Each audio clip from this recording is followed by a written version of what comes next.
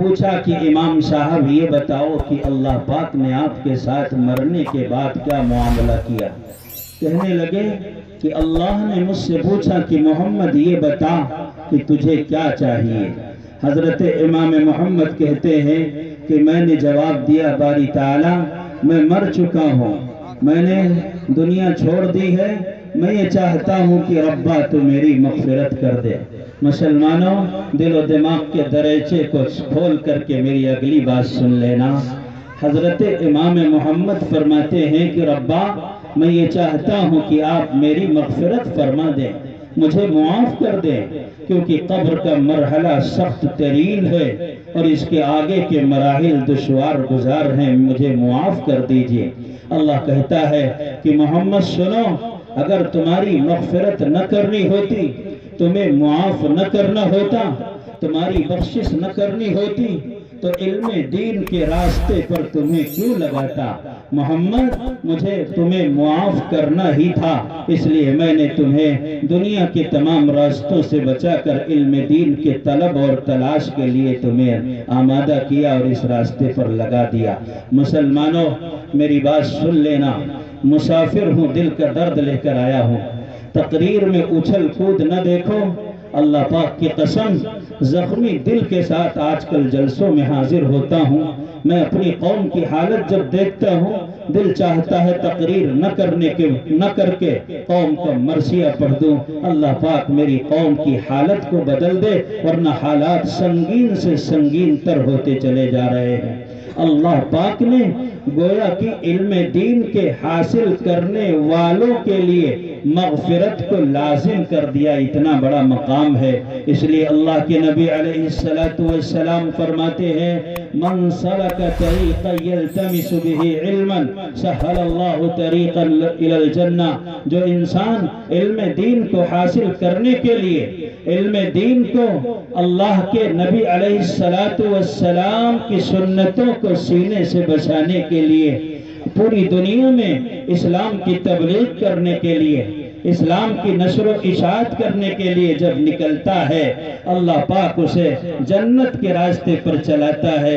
وہ چل تو رہا ہے دنیا کے راستوں میں، لیکن حقیقت میں وہ جنت کا راستہ طے کر رہا ہے۔ یہ حبیب کبریا حضرت محمد مصطفیٰ صلی اللہ علیہ وسلم کا ارشاد ہے۔ مسلمانوں ان تمام فضائل کے بعد کہ جنت کا راستہ آسان ہو گیا، اللہ کے نبی نے فرمایا خیرکم من تعلم القرآن وعلمہ، تم میں بہترین لوگ وہ ہیں جو قرآن کو پڑھتے اور پڑھاتے ہو۔ نبی فرماتے ہیں، مسلم شریف کی روایت ہے ان الملائکۃ لتضع اجنحتها رضا لطالب العلم، اللہ کے ملائکہ رحمت کے فرشتے طالب علم کے راستے میں اس کی خوشی کے لیے اپنے پروں کو بچھاتے ہیں۔ ان تمام فضائل و مناقب کے باوجود آج کا مسلمان علم دین کی طرف متوجہ نہیں ہے، اس کی اولادیں دین سے جاہل ہیں، وہ خود بھی جاہل، اولادیں بھی جاہل، اس کا باپ بھی جاہل، اس کا دادا بھی جاہل۔ حالات اتنے خطرناک ہو گئے، مسجد میں کھڑے ہو کر فتوے تو خوب دے گا، مولویوں پر طنز بھی خوب کرے گا، امام صاحب کا دامن بھی پکڑے گا، علماء کی داڑھی میں اسے تلکا نظر آئے گا، علماء کا دامن داغدار نظر آئے گا۔ لیکن اگر اس بدنصیب سے پوچھ لو کہ یہ تو بتا کہ تیری علمی لیاقت کیا ہے، کیا تجھے غسل کے فرائض یاد ہیں، وہ بغلیں جھانکے گا۔ کیا تجھے اس انداز میں جس انداز میں جبریل امین نے قرآن کو حبیب کبریا کے قلب اطہر پر اتارا ہے، تجھے اس انداز میں قرآن پڑھنا آتا ہے؟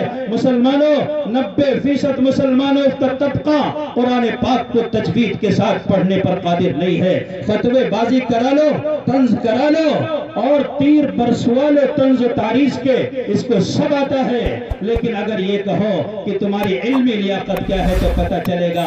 جس طریقے سے کسی عالم دین نے بھرے مجمع میں سوال یہ کیا تھا کہ بتاؤ تو اے لوگوں کے غسل کے فرائض کتنے ہیں، کوئی ایک بھی اٹھنے کو تیار نہیں ہے، کیونکہ سارے کے سارے وہ جاہل ہیں، انگوٹھا ٹیک ہیں، وہ دنیا کے بارے میں تو بہت کچھ جانتے ہیں لیکن اللہ کے کلام میں سورہ فاتحہ پڑھنے پر قادر نہیں ہے۔ ایک صاحب کھڑے ہوئے کہ مولوی صاحب کیا چیلنج کرتے ہو، ہم سے پوچھ لو، مجھے سورہ فاتحہ بھی آتی ہے، مجھے سورہ اخلاص بھی آتی ہے، اور مجھے غسل کے فرائض بھی آتے ہیں۔ مولانا صاحب نے کہا ہپی کٹ، ذرا اٹھ کر کے غسل کے فرائض تو بتا دے۔ اور مسلمانوں، میرے اس واقعے کے سنانے کے بعد آپ ایک لطیفہ سمجھیں گے، آپ کے لبوں پر مسکراہٹ کھیلے گی، لیکن میرا دل زخمی ہے۔ میری قوم کی حالت اس سے بھی زیادہ کہیں بدترین ہے جو میں واقعہ تمہیں سنا رہا ہوں۔ ایک صاحب کھڑے ہوئے، مولانا صاحب میں آپ کو بتاتا ہوں کہ غسل میں کتنے فرائض ہیں، سردی کا موسم ہے۔ مولانا نے کہا ضرور گناؤ۔ کہنے لگے نمبر 1 گرم پانی، نمبر 2 صابن دانی، نمبر 3 اوپر سے نیچے پانی پانی۔ بیٹے ہم تو پیٹ پر پتھر بانٹنے والے لوگ ہیں، وہ جو بیٹھ کر کہتے ہیں کہ آپ کی دعاؤں کی ضرورت ہے، انہیں نوازتے رہیو، دیتے رہو، مدرسے کو دو۔ اگر خوشی ہو رہی ہے، انعام دینا ہے تو مدرسے والوں کو دے دو۔ لما انزلت الیہ من خیر فقیر، اس وقت تو مجھ سے زیادہ یہ محتاج ہیں، کیونکہ حالات آپ جانتے ہی ہیں مدارس کے کس طریقے سے قیامت گزری ہے۔ ان 2 سالوں میں اللہ سب کی غیب سے تکفل فرمائے اور مدد فرما دے۔ تو مسلمانوں، انہوں نے یہ کہا کہ نمبر 1 گرم پانی، نمبر 2 صابن دانی، اور نمبر 3 اوپر سے نیچے پانی پانی۔ یہ ہو گیا صاحب غسل کا فرض۔